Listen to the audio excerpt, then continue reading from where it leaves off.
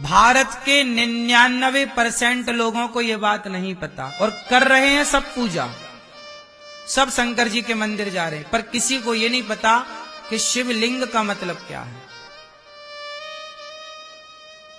जबकि विधर्मी लोग तुम्हारा मजाक उड़ाते हैं, यार तुम तो लिंग की पूजा करते हो, कैसे हिंदू हो तुम तो लिंग की पूजा कर रहे हो। विधर्मी लोग मजाक उड़ाते ना तुम्हारा, तुम्हारे पास कोई उत्तर होता नहीं है क्योंकि तुम्हें पता नहीं है, तुमने रिसर्च नहीं की, अपने धर्म को जानना उचित नहीं समझा।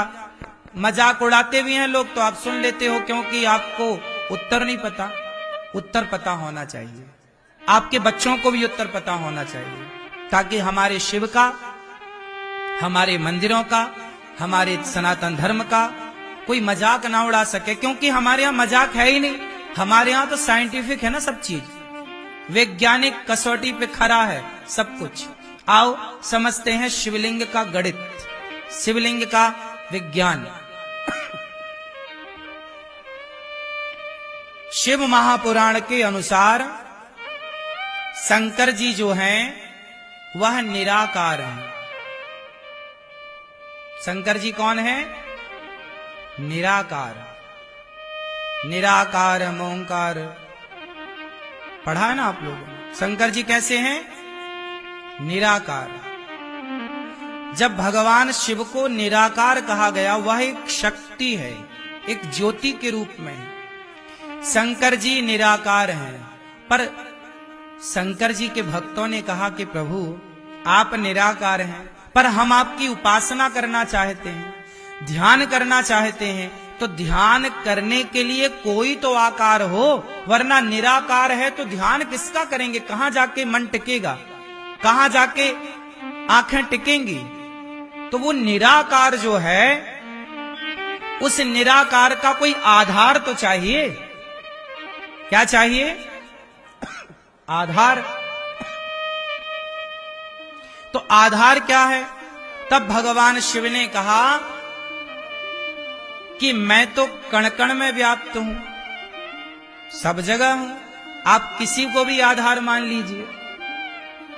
मैं निराकार तो हूं, परंतु आपके लिए मैं सब जगह प्रकट हो सकता हूं। तब भगवान शिव के भक्तों के द्वारा अनेक टाइम पर, अनेक स्थानों पर भगवान शिव का वह निराकार रूप एक बिंदु में प्रकट किया गया। ज्योतिर्लिंग क्या है? एक बिंदु ही तो है, छोटी सी बिंदु, डॉट। क्या है? एक डॉट है, इतना वो बिंदु है, वो निराकार रूप है। अब उसे लिंग क्यों कहा जाता है? लिंग का मतलब शरीर का योनि भाग नहीं।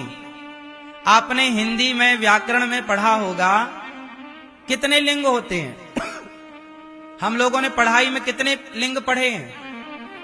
बोलो, कितने लिंग होते हैं?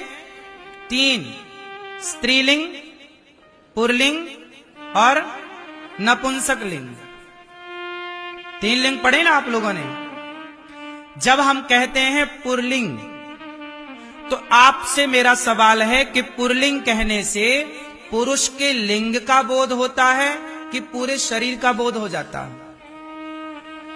बोलो भाई, पुरलिंग कहने से पूरा बोध ना हुआ, एक योनि भाग का थोड़ी बोध हो रहा है। उसी तरह शिवलिंग, शिवलिंग का मतलब है यह भगवान शिव का संपूर्ण तेज है, संपूर्ण शरीर है, सब कुछ है। भगवान शिव हैं पूरे, साक्षात सिर से लेकर पांव तक। भगवान शिव का ही पूरा एक भक्त जो है वो भाव रखता है किस वस्तु में मेरे भगवान हैं। अब बताओ, शालिग्राम भगवान भी तो गोल पत्थर की तरह हैं। शालिग्राम भगवान की बटैया कैसी है? गोल है ना, उसमें हाथ दिखता, ना पांव दिखते, ना पेट दिखता, ना पीठ दिखता, ना आंख दिखती, ना नाक। शालिग्राम भगवान में कहां कुछ दिखता है?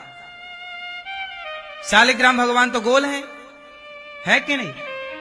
तो भाव ये है ना कि ये नारायण है। क्या भाव? शालिग्राम मतलब भगवान नारायण विष्णु। तो पूरे शालिग्राम गोल में भाव पूरे विष्णु का है ना। उसी तरह जैसे शालिग्राम भगवान में पूरे नारायण का बोध होता है, ऐसे शिवलिंग में पूरे शंकर का बोध होता है। पूरे शिव है वो। शिव का योनि भाग नहीं है कि कोई योनि भाग माने कि नहीं जी केवल ये योनि भाग है उसकी हम पूजा करें, नहीं। शिवलिंग का अर्थ है संपूर्ण शिव, कल्याण करने वाले। शिव का अर्थ होता है कल्याण करने वाले। ऐसे शिव की हम आराधना करते हैं। तो वहां लिंग का मतलब शिव को बोध कराने वाला वो शब्द है। बात समझ में आई? चूंकि इतनी सी जानकारी ना होने के कारण आप ना उत्तर दे पाते, ना आप समझ पाते, ना तो आप समझा